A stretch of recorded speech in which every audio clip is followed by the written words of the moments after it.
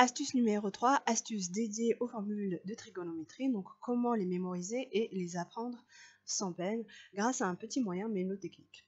Donc on a tous eu dans notre cursus universitaire, en maths ou en sciences physiques, d'énormes formules de trigonométrie à apprendre par cœur. Alors généralement on y passe un petit moment et malheureusement la mémoire est de court terme. Alors pour cela, je vais vous présenter donc deux personnages aux caractères bien différents, Mister Sinus et Mister Cosinus. Donc Mister Sinus, on va dire de lui que c'est quelqu'un de bien, assez ouvert, qui aime la diversité et qui renvoie des qualités positives. Alors que Cosinus, c'est tout l'inverse. On va dire qu'il a un petit caractère mauvais, très discriminatoire et de qualité négative. Donc autant le dire gentiment, cosinus est con. Mais quelque part, vous le savez déjà, lorsque vous faites la dérivée de sinus x, vous obtenez cosinus x, alors que lorsque vous dérivez cosinus x, vous obtenez moins sinus x, d'où son petit caractère négatif. Donc appliquons ça à nos formules, appliquons donc ces deux caractères à nos formules. Vous avez le sinus, donc, qui est quelqu'un de très sociable.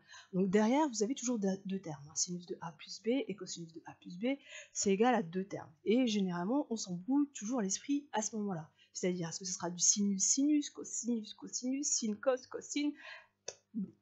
Utilisons les caractères de ces personnages. Sinus est quelqu'un d'assez fidèle qui aime la diversité. Donc, on va changer. Donc, ce sera sinus, cosinus, et ensuite, pour le deuxième terme, sinus, cosinus. Alors que le cosinus est très discriminatoire, il va commencer par lui-même. Cos, cos, et ensuite, ce sera du sin, sin. Maintenant, passons aux angles, au A et au B. Donc, le sinus est quelqu'un d'assez ouvert qui aime la diversité. Donc on aura un sin de A, cos de B, et ensuite par contre un sin de B, cos de A. Alors que pour le cosinus, ça ne va pas énormément changer, donc cos A, cos B, sin A, sin B. Pour le signe entre ces deux termes, donc il suffit de reprendre le caractère de ces personnages. Le sinus est quelqu'un de fidèle et de positif. Donc si vous avez un sinus de A plus B, vous allez avoir un plus entre les deux termes. Alors que le cosinus, ça sera un moins. Si bien que si je change le signe de B, signe de A moins B, ça sera une soustraction entre les deux termes. Et la même chose pour le cosinus. Le cosinus a un caractère négatif, il fait le contraire de ce qu'on lui demande. Donc si j'ai un cosinus de A moins B, je vais avoir un cos de A, cos de B, plus sin de A, sin de B. Alors tout ça n'est pas très scientifique, c'est vraiment un moyen mnémotechnique. On peut l'expliquer avec les caractères des fonctions sinus et cosinus. Mais allons plus loin. Changeant B par A, donc nous allons avoir sin de A plus A égale à sin A cos A plus sin A cos A. Ce qui va nous donner une de nos formules à apprendre, c'est-à-dire sinus 2A égale à 2 sin A cos A. Faisons la même chose pour le cosinus. Changeons B par A. Et nous obtenons cos 2A égale à cos carré A moins sinus carré A. Donc voilà, petit à petit, ce formulaire qui se remplit un peu sans peine grâce à notre moyen mnémotechnique. Manque les formules sur les tangentes. Donc tangente de A plus B, vous savez depuis la troisième que la tangente c'est sinus sur cosinus. Ça tombe assez bien parce que sinus de A plus B et cosinus de A plus B, on sait maintenant leur formule. Donc sinus, quelqu'un de fidèle, donc ça sera de fidèle et qui aime la diversité, donc sin A cos B plus sin B cos A.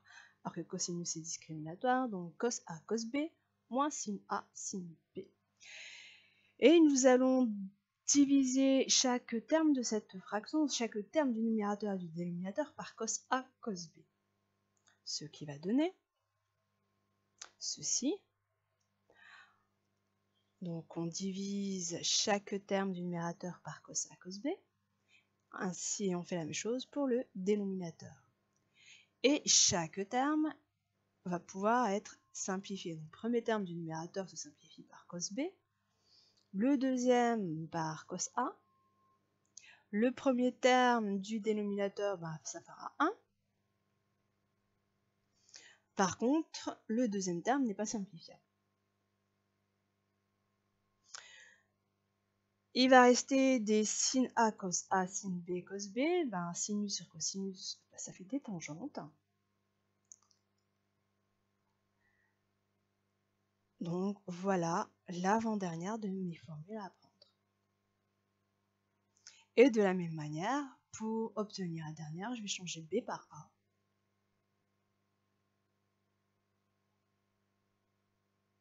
Ce qui me donne tangente de A égale à 2 tangente A sur 1 moins tangente carré A.